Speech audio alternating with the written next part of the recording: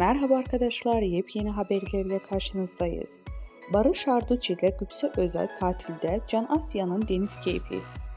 Yaz aylarını Çeşme'deki evlerinde geçiren Gülse Özel ve Barış Arduç, geçen Perşembe'de Çiftlik Köyü'ndeki bir plajda kızları Can Asya ile beraber denizde girerken görüntülendi. Can Asya bir annesinin bir babasının kucağında serin suların tadını çıkardı. Gülse Özal ve Barış Arduç bebeklerini otomobil görünümlü deniz aracı Jet Car'a bindirdi. Barış Arduç kızını bir an olsun kucağından bırakmadı.